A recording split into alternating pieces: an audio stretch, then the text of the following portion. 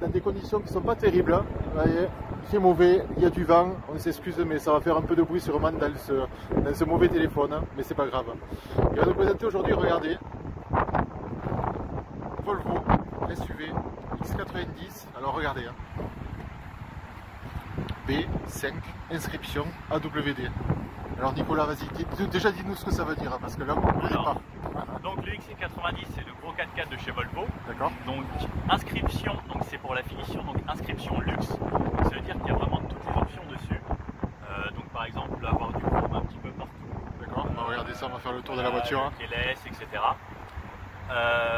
B5 c'est pour la micro-hybridation chez Volvo. D'accord. C'est pas vraiment de... Il y a un moteur électrique hein. Voilà, il y a un petit moteur électrique de 13 chevaux. D'accord. Ça souffle. Donc de 13 chevaux qui aide surtout au start and stop en fait. D'accord, donc c'est uniquement au début, voilà. Au départ et sur le premier rapport sûrement, c'est ça. Donc en fait c'est vraiment au départ, donc certaines voitures quand elles ont le start and stop, elles s'arrêtent, donc on a vraiment le démarreur qui réenclenche et qui laisse un petit temps de latence. En fait là sur celle-ci, on n'aura pas ça du tout. D'accord, donc ça va partir immédiatement, ça fait une fluidité au niveau du départ. Donc c'est super fluide. Et après, donc voilà. Donc du coup, comme il y a une micro-hybridation, je pense qu'au niveau carte grise et tout ça, tu dois pouvoir y gagner. C'est stratégique Volvo. Voilà, c'est possible. Salut. Même pour ce qui est consommation, etc. Ouais. Ça joue un petit peu, mais ce ne sera pas vraiment l'hybride. Donc chez Volvo, ils ont quand même la gamme hybride, mais pas sur celui-ci, sur ce modèle-là, qui est un diesel 4 cylindres. Donc ce qu'il faut savoir, c'est que Volvo ne fait plus du tout autre chose que des 4 cylindres. D'accord. Il y aura plus de 5 et 6 D'accord. Et à l'avenir, la norme anti-pollution oblige, bien évidemment. Voilà. Et à partir de 2040, ils ont prévu d'arrêter totalement tout ce qui est vraie motorisation à essence. On ne faire que de l'électrique. Que de l'électrique. Ou de l'hybride. D'accord. Bon, on va pas parler de ça. Alors moi, ce que j'aime bien surtout, c'est qu'avant, on avait l'habitude des Volvo. Moi, je me souviens quand j'étais jeune d'avoir des berlines complètement carrées, où on cherchait l'efficacité, mais pas le côté esthétique. Et je trouve que ça a vraiment changé maintenant. Regardez, ils font 4x4. Regardez ces lignes. Hein. On peut le voir comme ça. On peut voir, ça ressemble beaucoup à. De profil, ça ressemble beaucoup à un BM. Cette partie comme ça, là. Ça ressemble énormément à un BM. C'est quand même vraiment massif. Ouais, non, regardez la hauteur. Ah, mais je vois, regardez la hauteur. Hein. Nicolas et Terrigan, tu fais combien? Moi, je fais 1m80. Ouais, regardez, donc ça fait 1m80 quoi. Alors ce qu'il faut savoir, c'est aussi donc à chaque fois qu'on coupe le véhicule redescend automatiquement au plus bas niveau pour pouvoir faciliter l'accès à l'intérieur. Donc quand on est trop petit, on ne peut pas monter. Regardez, c'est un marchepied quand même hein, qui est là. Ok. Alors moi je trouve que surtout de l'avant, elle est magnifique, avec la grosse calandre imposante. On va faire le tour. C'est quoi, c'est du 20 pouces hein? C'est du 21 pouces. 21 pouces tout autour. Tout ok, autour. Devant derrière. C'est vrai que la calandre est très jolie, regardez ça. Esthétiquement, elle est vraiment très réussie. Et la signature lumineuse aussi, je la trouve magnifique. Ouais, c'est vrai que c'est très joli, c'est très bien fait. Voilà la signature lumineuse. On voit cette partie calandre là avancée, qui est très jolie avec les entrées d'air. C'est très sympa. Du bon travail qui a été fait par Volvo. Voilà. On va passer à l'intérieur parce que c'est pas très évident à l'extérieur avec le bruit. C'est très joli comme ça. Regardez. Alors, tout de suite, ce qu'on remarque, hein, c'est le côté luxueux. Ce que je ne me rappelais pas chez Volvo. Regardez, vous avez du cuir étendu, des surpiqûres, du bois, Bowker Wilkins, hein, qui a une référence au niveau sono. Il doit y avoir peut-être 10 ou je sais pas combien d'eau-parleurs. Alors là, à l'intérieur, on a 19 haut-parleurs. Ah voilà, c'est ça. En général, il y en a 1400 watts. 1400 watts. Ouais. Donc, du cuir, tissu technique, hein. Cuir étendu. Ouais, on voit que il est vraiment. Je pense que celui-là, au point de vue option, il doit envoyer cher. Donc, là, j'ai la fiche qui va bien. Oui, bon, ça va pas regarder, on va pas. Enfin, pour vous donner une idée, voilà. Ouais, d'accord. Le tarif du véhicule. 65,95, c'est ça? 65, Donc ça veut dire qu'il y a 30 000 euros d'options. Voilà, à peu près. Voilà, donc pour un véhicule à 65, 30 000 euros d'options, ça veut dire que c'est quand même assez énorme. Donc voilà, siège, les réglages, on voit les réglages du siège, on voit des configurations normales. Ça se règle de partout ici, pareil. Il y a des sièges massants, sièges ventilés et sièges chauffants, bien sûr. Donc quand même beaucoup d'options à l'intérieur du véhicule. L'aise, hein. Donc tout ce qui est nouvelle technologie de chez Volvo. Donc le cockpit qu'on peut voir ici, voilà. Bien évidemment. Compteur entièrement digital. Ouais, toutes les fonctionnalités au niveau du volant, comme sur la Ferrari. Et puis voilà, un petit iPad ici. Voilà, donc ici vraiment donc tout qui est tactile. Donc on a Android Auto, etc. qu'on peut connecter avec les téléphones. Et là les options, donc surtout pour démarrer la voiture, donc on tourne ce petit bouton. D'accord. Là on a un petit sélecteur en cristal. C'est joli ça, ouais, c'est très joli. Hein. C'est une option ça je suppose. Je crois que c'est de base dessus, je suis pas sûr mais voilà.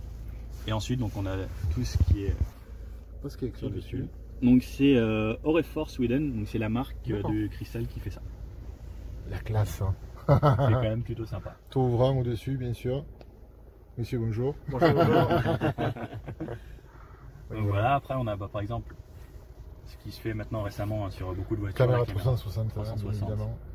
On peut choisir vraiment la caméra qu'on souhaite en plus, donc soit l'arrière. Après c'est bon, hein. Après on va croire qu'on est dans une Tesla, on va arrêter ça tout de suite. Hein. Donc voilà, et après sinon ça marche comme un iPad. D'accord. Et puis voilà. Donc tu m'as dit au point de vue motorisation. Donc motorisation, là on est sur un 4 cylindres diesel de 235 chevaux avec une micro-hybridation.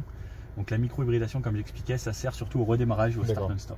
C'est vrai que là, je pense qu'on est sur la partie électrique, on n'a strictement aucun bruit. Ouais, bah là, pourtant, on est démarré là, on est en vrai diesel. Ouais. Là le moteur est démarré, là, on n'entend strictement rien. 800 tours. D'accord. Donc voilà, bah, on peut faire un petit tour. Ouais, bien sûr.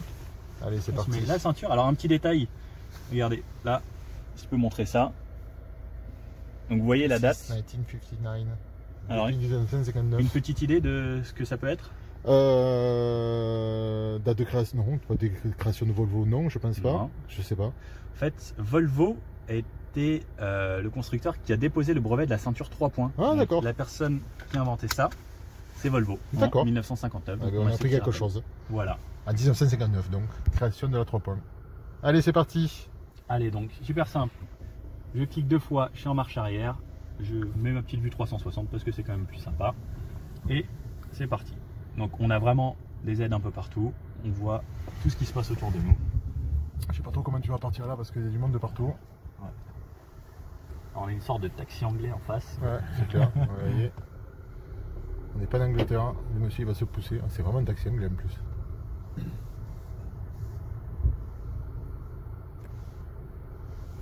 Il a pas l'air pressé, c'est un anglais, c'est normal. On a la météo d'Angleterre aujourd'hui en plus. Il a le volant à gauche. Ouais, effectivement. Pourtant, regarde, c'est vraiment un taxi. Ouais, complètement. Donc voilà, le but sur cette voiture, c'est vraiment le confort surtout. Attends, je vais aller. Parti, le temps que je me sangle. Alors, ça donne quoi? C'est super souple. Déjà, on est haut, hein, évidemment. Quand SUV oblige, donc on se sent haut. Ça change des voitures de sport. Comparé à la spéciale, c'est vraiment différent. Ouais, c'est complètement différent. C'est vrai que là, par contre, la suspension, on sent tout de suite, elle gomme tous les aléas de nos chers pavés parisiens, qui sont absolument horribles. Merci Madame Hidalgo, il faut pas le dire, mais bon, quand même. Hein. On la remercie. Donc là, par exemple, voilà, on est. Là, on est arrêté là. Start and stop, donc le moteur est arrêté. Vas-y, arrête là. Tu peux arrêter la clim pour voir? Alors, la clim, donc on a tout ça ici. Donc là, off. Il n'y a aucun bruit. Voilà, c'était juste 2 secondes de silence pour que vous puissiez entendre le silence. Voilà. Et donc là, regardez bien, au moment où je relâche, la voiture repart instantanément en fait. Il n'y a pas eu de redémarrage du moteur. On le voit lui cockpit ici. Hein. C'est vraiment bien fait. Il y a un petit sifflement. Alors ça c'est le turbo. D'accord. Voilà, qu'on entend un petit peu. C'est super agréable. Hein. Après, il y a plein d'aides à la conduite. Donc, on a le pilote assist qui s'occupe lorsqu'il y a des lignes. Donc, après, sur les Champs-Élysées, c'est un peu plus compliqué parce qu'il n'y a pas beaucoup de lignes, etc. Ouais. Mais la voiture, en gros, conduit quasiment toute seule. Donc, on met le régulateur adaptatif. Et j'ai plus besoin de toucher au volant. Il y a toutes les aides possibles et inimaginables. C'est ça. Donc ça, vous pourrez le retrouver. Moi, je le mets sur ma chaîne YouTube Mécanique Sportive. D'accord. Pour me faire un petit peu de bien sûr, tu as raison, on est là pour ça. Donc sur Mécanique Sportive, vous aurez l'essai complet et détaillé, puisque j'aime bien, lorsque je fais des essais, vraiment présenter toutes les options possibles. Voir tout ce qui est possible de faire avec les options, les caméras et la conduite autonome. Enfin, semi-autonome, on va dire. Voilà, donc allez voir la chaîne de Nicolas et je vous mettrai bien sûr comme d'habitude ses références et son YouTube et plutôt son Instagram sur ici juste en dessous. Voilà, j'arrive, je mon doigt, où est mon doigt, il est par là, voilà, ici, voilà, par ici, comme d'habitude. Et puis voilà, on se retrouve toujours au Petit Palais. Il y a beaucoup de monde.